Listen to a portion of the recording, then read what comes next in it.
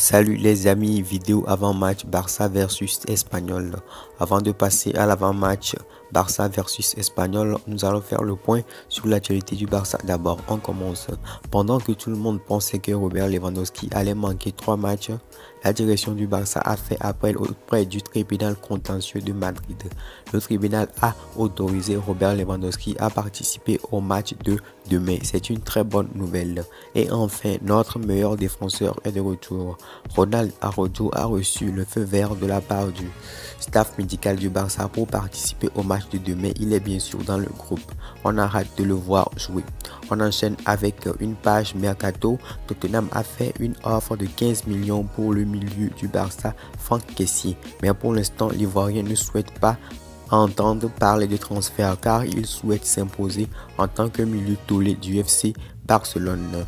La nouvelle vient de tomber. Marc-André Ter Stegen est le 4e capitaine du club après le départ de Gérard Piqué. Il faut dire que c'est mérité au vu de ses performances et de son expérience dans le groupe. On enchaîne avec la folle rumeur qui vient de naître sur les réseaux sociaux en voyant Sergio Busquets en Arabie Saoudite dans le club de Al Nasser. Alors que tout le monde pensait que Sergio Busquets allait filer en MLS, les rumeurs s'intensifient de plus en plus, l'envoyant dans le club de Rudy Garcia, de Pjanic ou encore le club où tous les médias envoient Cristiano Ronaldo. Peu importe la destination de Sergio Busquets, nous on s'en fout, c'est une légende du club oui, mais peu importe la destination, il faut qu'il se tire car c'est un handicap pour nous dans les grands matchs. Les amis, maintenant nous allons passer à la deuxième partie de la vidéo. Alors, en ce qui concerne le dynamique des deux équipes, avantage au FC Barcelone car le Barça reste sur 4 victoires lors des 5 derniers matchs. En ce qui concerne l'Espagnol, c'est une victoire sur les 5 derniers matchs, donc avantage au Barça. Pour le groupe aussi, le groupe du Barça est assez qualitatif par rapport au groupe de l'Espagnol. Mais attention, c'est un derby de Barcelone, tout peut se passer, on ne sait jamais. D'ailleurs, je me souviens de ce coup de tête magique de Luuk de Jong qui a égalisé durant le dernier derby Barça-Espagnol pour faire un 2-2 qui a été un point très important dans la lutte pour la qualification de la Ligue des Champions. Donc, ça va être un match assez chaud parce que c'est un match après une trêve, pas une trêve de 10 jours, une trêve de 15 jours, après une trêve de 1 mois et demi. Donc pour moi, ça sera le 11 là qui va jouer, le 11 de Xavi, le 11 probable que Xavi va aligner ce que vous voulez. On commence d'abord dans le goal par Ter Stegen. Logiquement, il sera le gardien titulaire au niveau de l'axe central.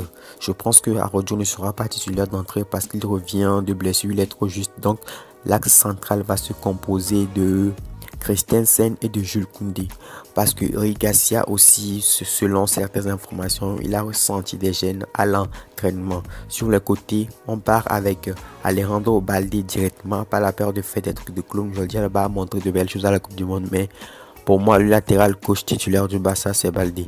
Et de l'autre côté, on repart avec Bellerin. On n'a pas le choix, c'est le seul arrière droit qu'on a.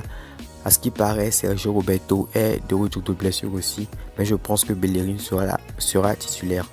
Au niveau des milieux, c'est là-bas, il y a un petit peu d'interrogation parce que pour faire jouer Sergio Busquets, Xavi a dû faire jouer des fois 4 milieux de terrain. Alors c'est la grosse interrogation. Est-ce que Xavi va revenir aux 3 classiques ou bien Xavi va encore nous sortir un coup de génie de 4 milieux de terrain juste pour faire jouer son pote Busquets? Je pense que non, il va faire jouer Busquets parce qu'il compte sur Busquets, il a toujours dit. Alors on part avec le trio du milieu, Busquets, Pedri et De Jong. Parce que De Jong, il a mérité sa place dans ce 11. Peu importe ce qu'on peut dire, avant la trêve internationale, De Jong était le meilleur milieu du Barça. Bien sûr, il y a Pedri, mais De Jong était celui qui a fait le plus d'étincelles. Donc De Jong mérite sa place dans ce 11. Au niveau du trio d'attaque, lors des conférences de presse de Xavi, il a insisté sur le fait que Fati va jouer un rôle plus important. Alors je pense qu'il sera titulaire côté gauche. Lewandowski dans l'axe forcément 100% et de l'autre côté Ousmane Dembélé. Voilà pour le 11 que Xavi devrait aligner pour battre cette équipe d'Espagnols de Barcelone. Les amis, on est arrivé à la fin de la vidéo. Si vous avez apprécié le contenu, n'hésitez pas à lâcher le pouce bleu et n'oubliez pas de me donner votre 11 dans la section commentaires.